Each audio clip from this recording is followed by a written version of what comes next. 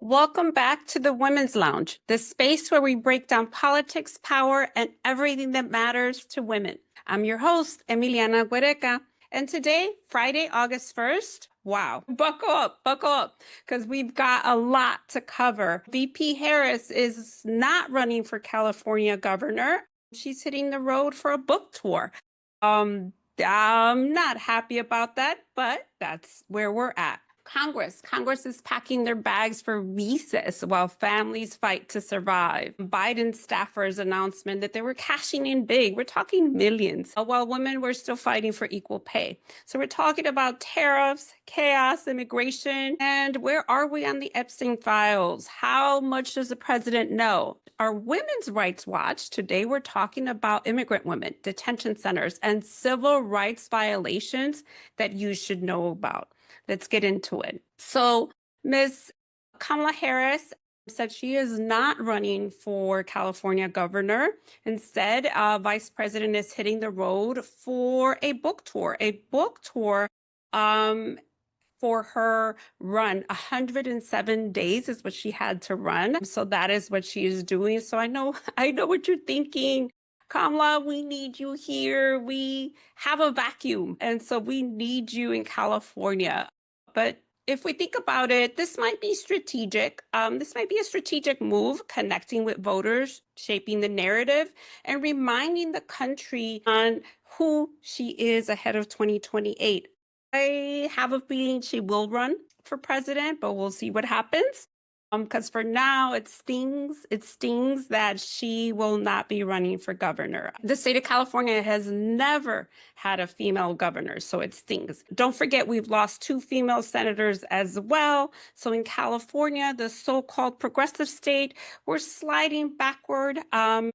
Here we go. So next up, Congress. Congress is in recess starting next Monday. That means that lawmakers are heading home for a month while everyone else deals with the tariffs, deals with the unemployment, immigration chaos, and the women's rights battles. What that really means in the translation is that we expect no action on legislation, but probably plenty of fundraiser dinners, campaign stops, photo ops, and don't forget all the text messages that ask for money. It's August, it's hot in more ways than one. So speaking of hot air, tariffs are back on the table, creating chaos in the markets, driving up costs for families, inflation pressure, job uncertainty. It's going to hit working families the hardest, women and immigrants the hardest.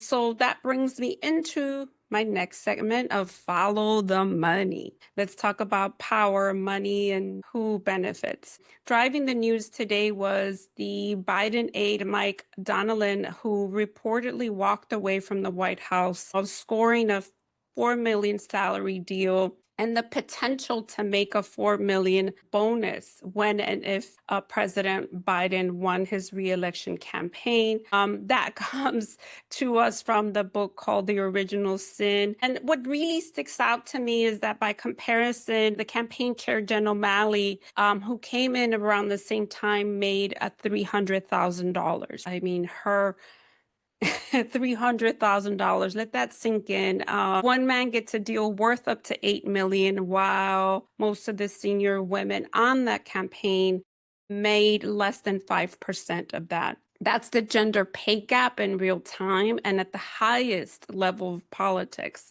So although we're told that women are breaking the glass ceiling, what we're looking at is a glass cliff. What we're looking at is that men will walk away with the money while women are left negotiating on the sidelines. And this is exactly why we need more women in power. But besides all that, let's ask the hard questions. Where are the Epstein files? How much does the president know? We've seen CEOs, politicians, billionaires quietly disappear from accountability, but these files are key. They're key to one of the biggest sex trafficking scandal in modern history, and yet the silence is deafening. Women and survivors deserve answers, and we can't back down from what is needed. So keep pushing, keep asking for the Epstein files because we will find out what the president knows. Moving on to our Women's Rights Watch.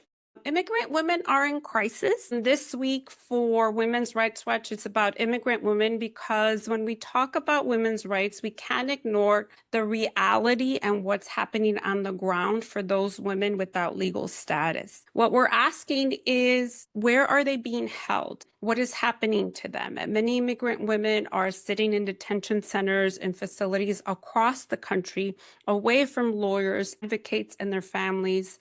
This is a continuation of the family separation that happened in 2018. And the heartbreaking truth is that women, especially those without legal status, face an increased risk of violence, including sexual assault, exploitation, trafficking possibly, and especially in detention without due process. So currently, the current enforcement climate has scared immigrant women and children away from seeking protections like those under the Violence Against Women Act. So we want to make sure that immigrant women's rights are not being violated, that there is justice for women. So we must continue to highlight this crisis as a civil rights crisis, as a women's crisis. So keep posted. Check out ACLU, check out Chirla, check out Carecen, to make sure that we are informed on what is happening to women on the ground. And let's not forget that it is not just men they are picking up. So in the meantime, there are reports of racial profiling, civil rights violations continue to rise. Immigrant women, mother, daughters, workers are paying the price. This is not just an immigration issue. This is a women's rights issue. And it's happening on our watch. So we must continue to fight back. We must continue to stay loud. Closing thoughts. Here's the bottom line. While the headlines scream book tours and recess, our lives hang in the balance because the tariffs aren't just numbers, they're groceries, gas prices that people are taking the brunt for. And as we talk about women's rights and human rights, we can't afford to sit back and wait for Congress to return from vacation. So if you have their number, or check us out at womensmarchfoundation.org, you can still do something. What do? We continue to show up at rallies. We continue to show up on social media and ask our elected officials to continue doing their work. None of us are on vacation. We are all working through the summer, and so should they. They should be back in their districts, and you should be showing up at their offices. So thank you.